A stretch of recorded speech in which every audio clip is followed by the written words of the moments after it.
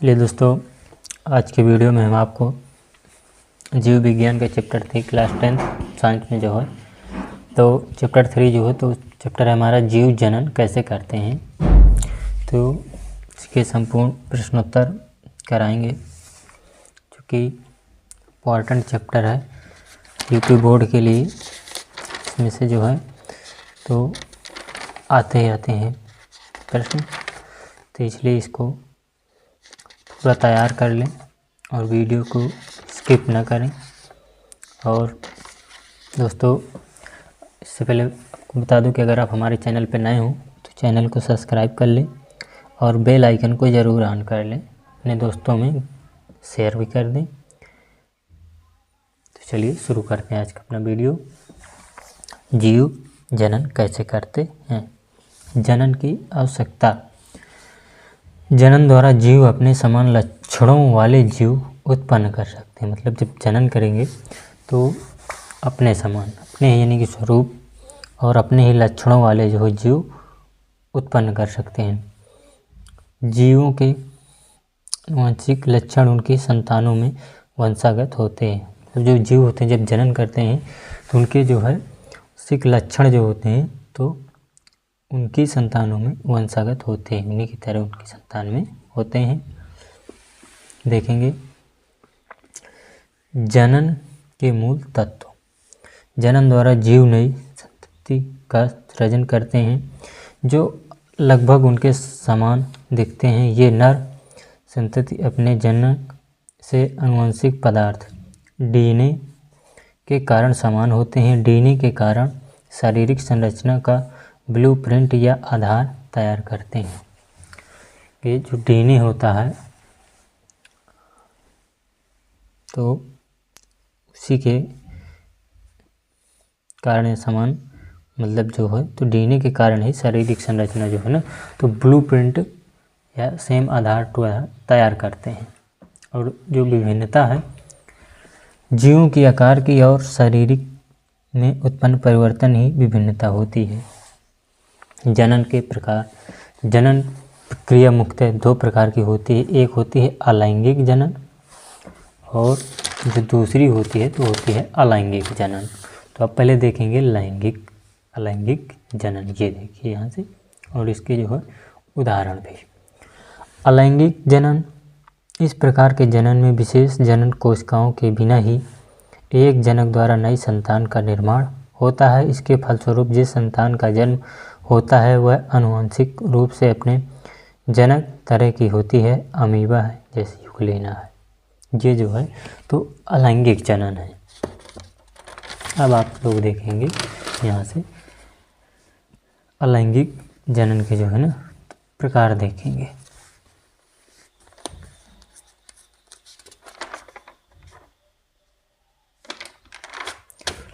जनन के प्रकार।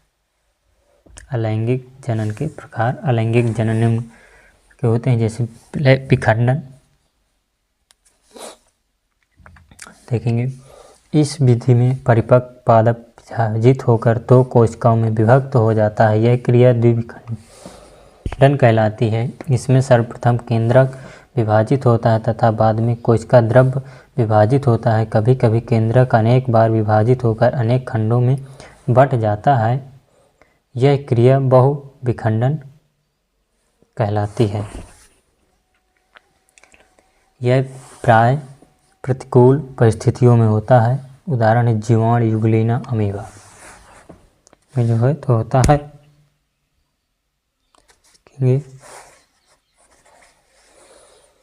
आगे जो हमारा है तो है खंडन। ये आप देखेंगे, ये है खंडन।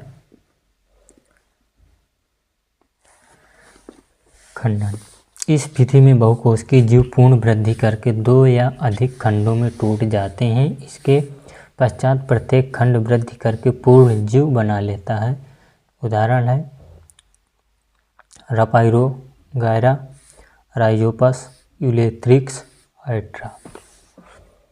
देखेंगे मुकुलन। इस प्रक्रिया में जनन कोशिका पर एक भार बनता है जो मुकुलन कहलाता है। यह मुकुलन धीरे धीरे बढ़ जाता है और कोशिका से अलग होकर स्वतंत्र पादप बना लेता है। जैसे उदाहरण में ईस्ट बैक्टीरिया कहेंगे। पुनरुद्ध भवन किसी जंतु के किसी भाग को काटकर सामान्यतः जंतु की उत्पत्ति होना पुनरुद्ध भवन कहलाता है। हाइड्रिया तथा एरिया बीजाणुओं द्वारा जो है एक कोश की पादपों में बहुविखंडन के पश्चात चल जीवाणुओं का निर्माण होता है। क्रोमाटोसिस की तत्पश्चात ये चल बीजाणु मुक्त होकर सामान्य पादप की तरह जीवन व्यतीत करने लगते हैं। इस प्रकार प्रतिकूल परिस्थितियों में ईस्ट कोशिकाएं की तरह जीवन व्यतीत करने लगते हैं। इस प्रकार प्रतिकूल परिस्थितियों में ईस्ट कोशिकाएं आवरणयुक्त बीजाणु का निर्माण करते हैं जो अंतः बीजाणु कहलाते हैं। ये से कायिक प्रजनन या प्रवर्धन। कुछ पादप जैसे गन्ना, गुलाब या अंगूर आदि को उगाने के लिए कायिक प्रवर्धन का प्रयोग किया जाता है। इसके द्वारा उगाए गए पादपों में बीज की आवश्यकता नहीं होती है और बीज द्वारा उगाए गए पादपों की अपेक्षा पुष्प व फल जल्दी आ जाती है तथा केला, संतरा, चमेली आदि की आने के लिए किया जाता है। लैंगिक जनन। इस प्रकार के जनन में विशेष जनन कोशिकाओं द्वारा दो जनकों अधिकतर माताएं पिता से नई संतान का निर्माण होता है। इस प्रकार के जनन में विशेष कोशिकाएं दो प्रकार के युग्मक बनाती हैं, संभवतः एक दूसरे के विपरीत होते हैं। देखेंगे अंतर जो है तो इम्पॉर्टेंट होता है, अक्सर बोर्ड परीक्षा में पूछा जाता है कि आपको अलैंगिक और लैंगिक जनन में अंतर बताना है। आपको दोस्तों सेम ऐसे ही लिख देना है। इसके द्वारा शरीर का कोई भाग या इससे बनी हुई विशिष्ट संरचनाएं। अलैंगिक जनन में विखंडन, मुकुलन, द्विविभाजन, बीजाणु जनन आदि विधियां उपयोग। इस प्रकार के जनन में नर, जो लैंगिक जनन है तो इस प्रकार के जनन में नर तथा मादा की युग्मों क्रमशः शुक्राणु एवं अंडाणु का निषेचन होता है। इस प्रकार के जनन में नर एवं मादा युग्मक नए जीव का विकास करते हैं।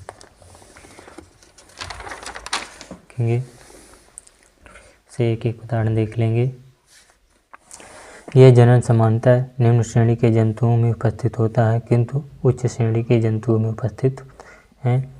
यह जनन सामान्यतः निम्न श्रेणी के जंतुओं अनुपस्थित होता है किंतु उच्च श्रेणी के जंतुओं में उपस्थित होता है। देखेंगे पुष्पी पादपों में लैंगिक जनन। ये पुष्पी पादपों में लैंगिक जनन। उच्च पादपों में लैंगिक जनन की क्रिया को लिए विशेष संरचनाएं पाई जाती हैं, जैसे पुष्प कहते हैं पुष्प की संरचना। पुष्पी पादपों में लैंगिक जनन के मुख्य अंग पुष्प होते हैं। अधिकांश पादपों पुष्प पत्तियों में 4 प्रकार से रूपांतरित संरचना है। पुष्प के 4 भाग निम्न हैं। बाह्यदल, केसर एवं मिस्ती केसर कहते हैं। देखेंगे पादपों में लैंगिक जनन के चरण जो है तो लैंगिक जनन के चरण देखेंगे आप लोग। पादपों में होने वाले लैंगिक जनन के 4 चरण निम्न हैं। पहला युग्मक जनन, नर युग्म, भित्ति, परागकण, संरचना, अंतःलोचन। तब देखेंगे युग्मक जनन में अर्धसूत्री विभाजन द्वारा अनुगणित युग्मकों का निर्माण ही युग्मक जनन कहलाता है। इसमें मुख्यतः 2 क्रियाएं होती हैं। पहला नर युग्मक थी। देखेंगे पुंकेसर में प्राय 2 परागकोश उपस्थित होते हैं। इनके 2 परागकोटों में परागकणों का निर्माण विशेष लघु बीजाणु मातृ कोशिका से होता है।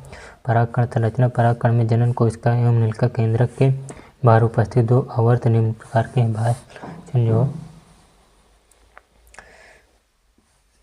ये अंतः कठोर, खुरदुरा एवं प्रोटीन युक्त प्रोकोलिन नामक पदार्थों का बना आवरण है। अंतःलोचन यह बाह्य के अंदर जीव द्रव्य एवं केंद्रक अर्थात जनन कोशिका के बाहर का अंततः पतली 3 सदृश आवरण होता है जो कि पराग नलिका बनने के लिए उत्तरदायी होता है, क्योंकि पराग नलिका बनने के लिए उत्तरदायी होता है।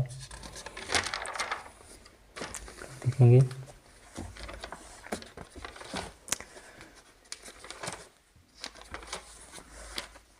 मादा युग्मक जनन या मादा युग्मक भेद का बनना। पुष्प की त्रिकेसर में अंडाशय नामक भाग होता है। इसके धारी भाग में बीजाणु संरचना में लगे होते हैं।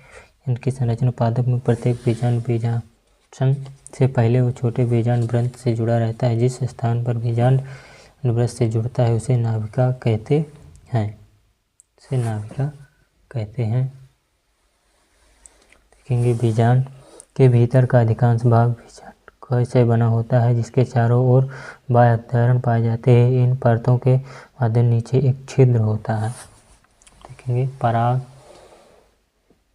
परागण जो होता है, तो आप यहाँ से देखेंगे किसी पुष्प के पराग कणों का उसी पुष्प अथवा उसी जाति के किसी अन्य पुष्प के वर्तिकाग्र पर पहुँचने की क्रिया को परागकण कहते हैं। परागकण मुख्य रूप से दो प्रकार का होता है। शुद्ध परागकण किसी पादप के पुष्प के परागकण उसी पुष्प के वर्तिकाग्र पर या उसी पादप के पुष्प किसी अन्य पुष्पों के वर्तिकाग्र पर अथवा काई जनन द्वारा तैयार किए गए उसी जाति के किसी अन्य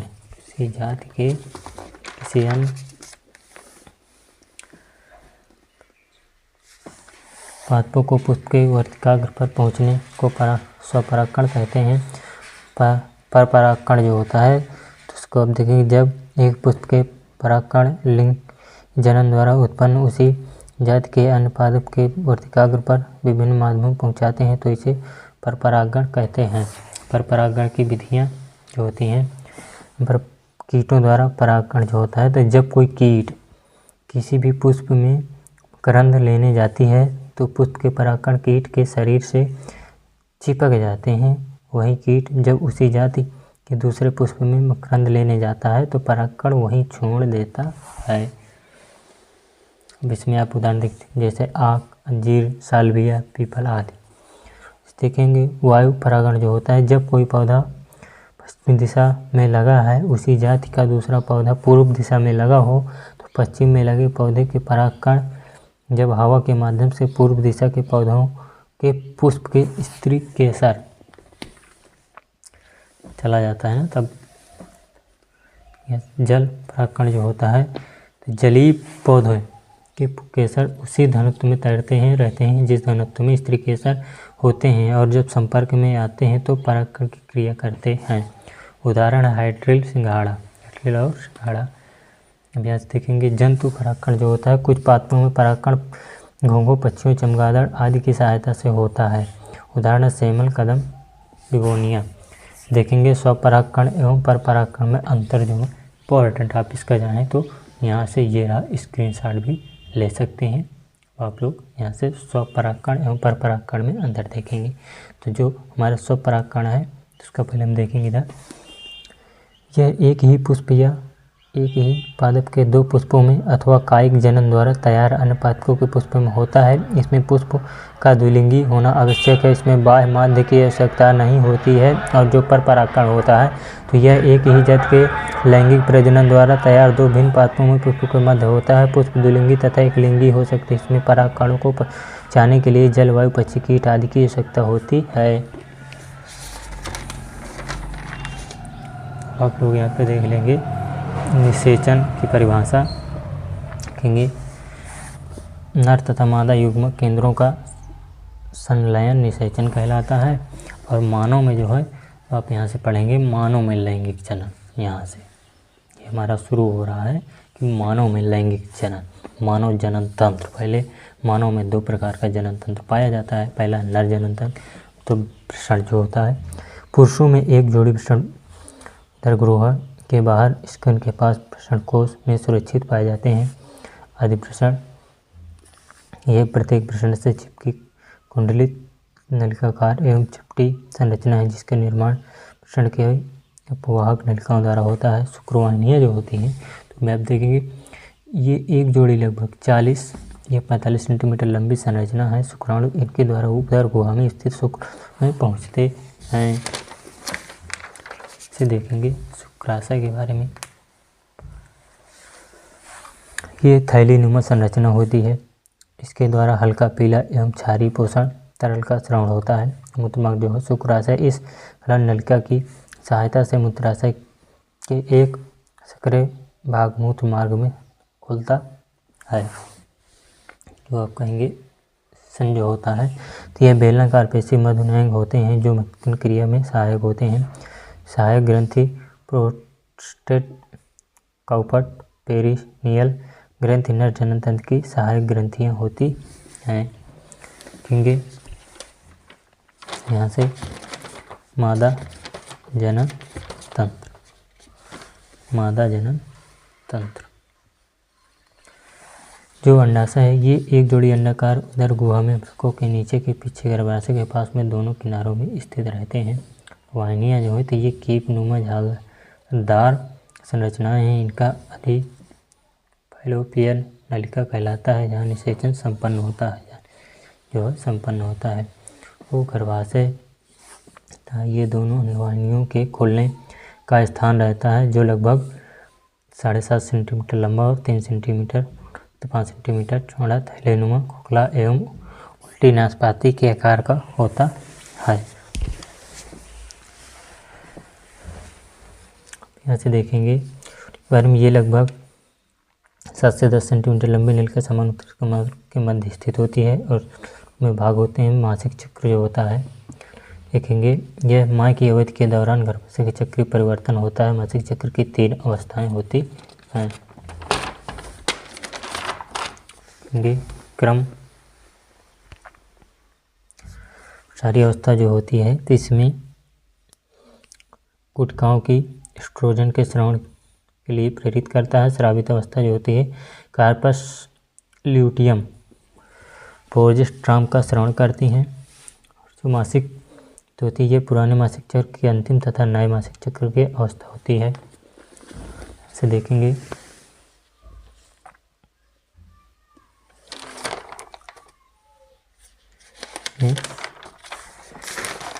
को जो है जनसंख्या विस्फोट हो रहा है। जनसंख्या वृद्धि के कारण निम्न की समस्याएं हो रही हैं। शिक्षा व्यवस्था की समस्या होने से बढ़ती हुई आबादी के कारण बच्चों की पढ़ाई के लिए प्रवेश पाना कठिन हो गया है। रोजगार की समस्या बढ़ती हुई जनसंख्या के अनुपात में रोजगार की संख्या में वृद्धि पर्याप्त नहीं है, जिससे बेरोजगारी की समस्या भी बढ़ती जा रही है। खाद्य पूर्ति की समस्या जनसंख्या की वृद्धि के अनुपात में खाद्यान्नों का उत्पादन कम हो रहा है और बच्चे कुपोषण का शिकार होते हैं। स्वास्थ्य एवं चिकित्सा समस्या जो है तो परिवार में बच्चे अधिक होने से माँ का स्वास्थ्य खराब होता है। निर्धनता जो जनसंख्या वृद्धि से जीविका के संसाधनों में कमी आने से प्रति व्यक्ति आय कम हो जाती है, जिससे निर्धनता बढ़ती है। तो देखेंगे परिवार नियोजन जो है बच्चों की जन्म दर को नियंत्रित कर परिवार को नियोजित करने की प्रक्रिया परिवार नियोजन कहलाती है। जन्म नियंत्रण नहीं तो कुछ विधियाँ उपयोग में लाई जाती हैं। स्थायी विधियाँ जो हैं तो अवरोधक विधियाँ हैं। लूप अथवा कफार्टी स्त्रियाँ लूप लगवाकर गर्भ धारण करने से अपना बचाव करती हैं। निरोध जो है इसके प्रयोग से गर्भधारण होने की कोई संभावना नहीं होती है। डायफ्राम जो है यह गर्भाशय पर चिपक जाता है तथा शुक्राणु गर्भाशय में प्रवेश होता है, अवरोधक का निर्माण करता है। और प्राकृतिक विधि जो है शोक विधि मासिक धर्म से 1 सप्ताह पूर्व का 1 सप्ताह बाद का पहला सुरक्षित काल माना जाता है। जो धैर्य होता है उसको आप देखेंगे। धैर्य सुरक्षित काल में आत्म संयम रहना चाहिए। नल विधियाँ गर्भ निरोधक गोलियाँ आजकल ऐसी गोलियाँ उपलब्ध हैं जिनके सेवन से गर्भधारण की समस्या समाप्त हो जाती है। एडिपर्सस आदि। चलिए दोस्तों, आशा करता हूँ कि आज का वीडियो आपको पसंद आया होगा। और जो आप हमारे चैनल पर नए हों तो चैनल को सब्सक्राइब जरूर कर लें और बेल आइकन को ऑन कर लें ताकि आने वाली हर एक वीडियो सबसे पहले आप तक पहुंच सके। जो है आपको स्वपरागकण एवं परपरागकण में अंतर जरूर से आपको तैयार कर लेना है। और अलैंगिक जनन तथा लैंगिक जनन में है तो को जरूर तैयार करना। तो दोस्तों चैनल को सब्सक्राइब करें, दोस्तों में शेयर करें।